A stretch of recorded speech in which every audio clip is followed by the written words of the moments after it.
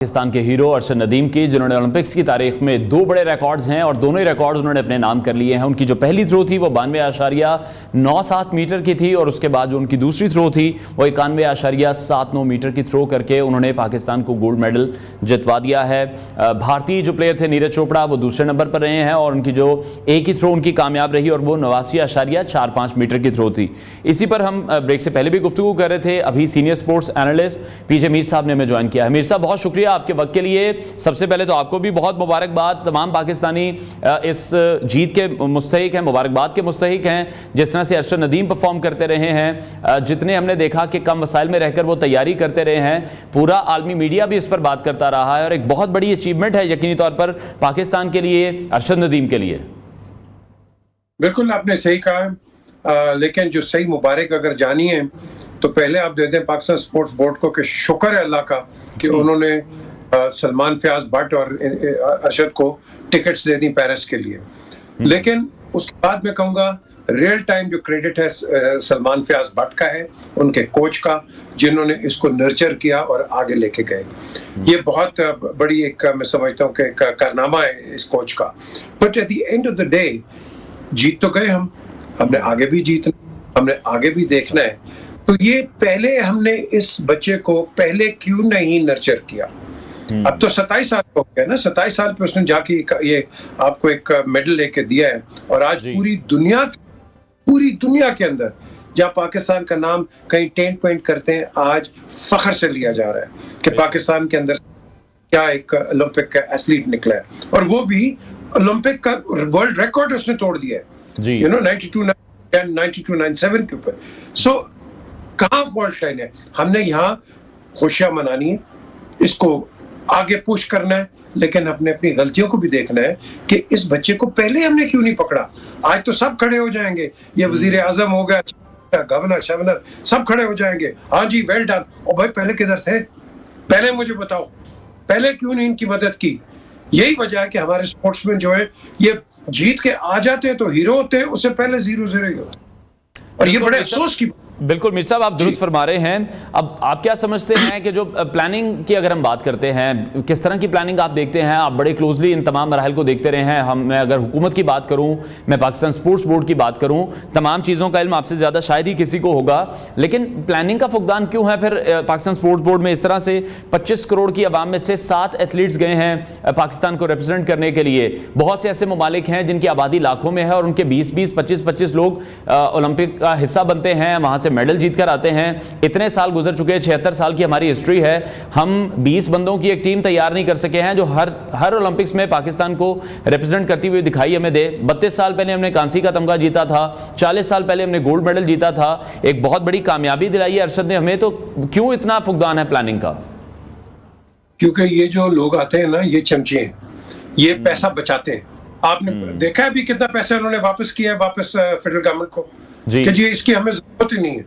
और भाई तुम लड़कों को पैसा लगाओ, लड़कों को भेजो, एक जूनियर को भेज दो, शायद इस ओलंपिक नहीं अगले ओलंपिक के लिए उसको तैयारी हो जाएगी।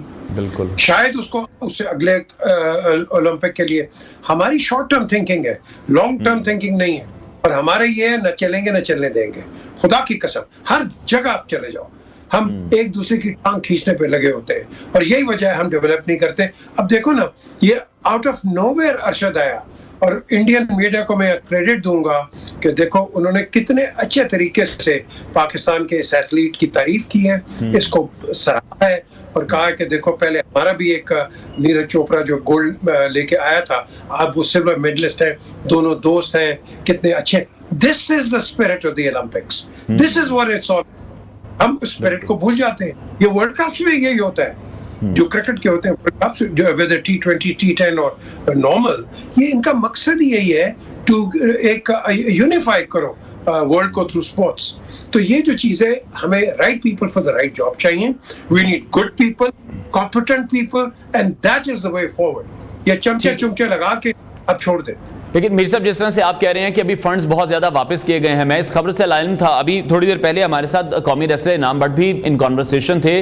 वो ये कह रहे थे कि जो कौमी रेसलर्स हैं उनका पूरे एक साल का बजट तकरीबन 15 लाख के करीब होता है, जिसमें एक रेसलर तो कुछ नहीं कर सकता, जितनी उनकी खुराक होती है, जितना इक्विपमेंट उन्हें चाहिए, जिस तरह की ट्रेनिंग और कोचेज उन्हें चाहिए होते हैं। ये एक मैं छोटी सी मिसाल आपसे कोट कर रहा हूं। लेकिन फिर जब दूसरी तरफ मैं क्रिकेट की तरफ देखता हूं, यकीनी तौर पर मैं भी क्रिकेट का सबसे बड़ा फैन हूं, पाकिस्तान में सबसे ज्यादा स्पोर्ट्स वो देखा जाता है। उस क्रिकेट के लिए एक 5 स्टार होटल बनाने की बातें की जा रही हैं, एक स्पेशल अंडरपास निकालने की तैयारी की जा रही है, पूरे स्टेडियम को चकाचौंध करने की बात की जा रही है। क्रिकेट से बाहर निकलकर कब हम सोचेंगे, कब इन प्लेयर्स की तरफ भी देखेंगे जो कि पाकिस्तान को रिप्रेजेंट करते हैं इंटरनेशनल लेवल पर जाकर, वसाइल की कमी के बावजूद एक ऐसे शहर से उठकर, मियां चन्नू से उठकर, जिसको हमारे यहां तो पसमानदा शहर ही कहा जाता है, और फिर इतनी बड़ी कामयाबी पाकिस्तान को देते हैं। और हमारा जो फोकस है वो सिर्फ क्रिकेट पर है, जिसमें हम देख रहे हैं कि हमें हर बार एशिया कप से लेकर अब तक शर्मिंदगी का सामना करना पड़ा। प्लेयर्स हमारे परफॉर्म नहीं कर पा रहे हैं, टीम में झगड़े हैं, मैनेजमेंट खराब है, बार बार हम चेयरमैन तब्दील करते हैं।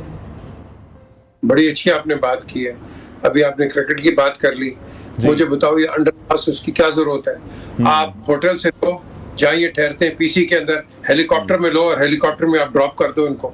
इनके पीसीबी को मैंने कई दफा एडवाइस किया, पर दे डोंट लिसन। बिल्कुल होटल बनाओ, वो बना रहा है, वो क्या था, मैं वो ख्वाजा, इसका पूरा नाम भूल गया, ये बना रहे हैं बिल्कुल होटल राइट आउटसाइड, वही करो। उसके बाद आप लड़कों को होटल भेज दो, and that's the end of the story. The question is, हम हर जगह खर्चा करने की करते हैं, आप प्लानिंग नहीं करते।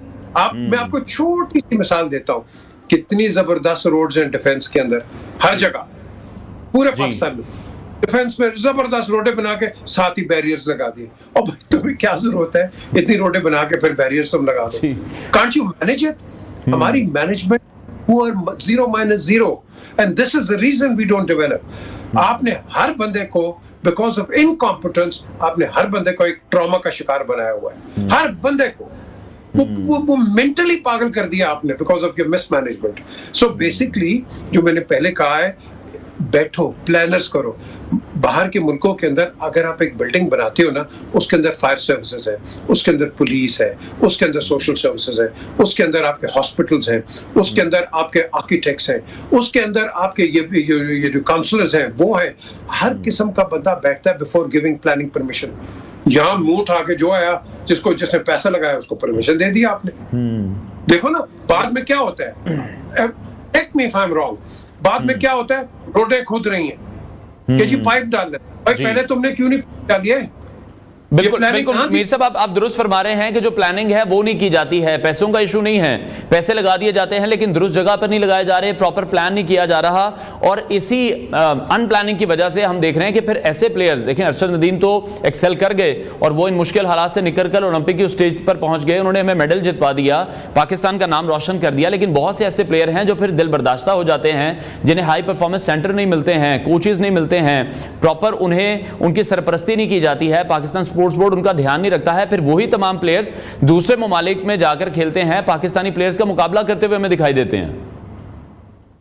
हमारे अंदर एक प्रॉब्लम है ईगो का।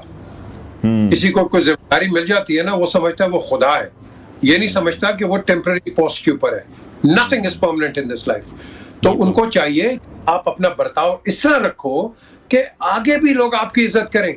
आपके पास एक गरीब आदमी या बच्चा आता है, लड़की लड़का आता है, आप उसको एहतराम और एक आप कह लो कि एक पुश के साथ उसको बात करो, उसको इनकरेज करो।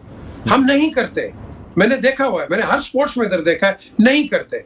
क्या वजह है कि आज आपकी हॉकी कहाँ चलेगी है? क्या वजह है कि आपकी स्क्वॉश कहाँ चलेगी है? मुझे बता देना।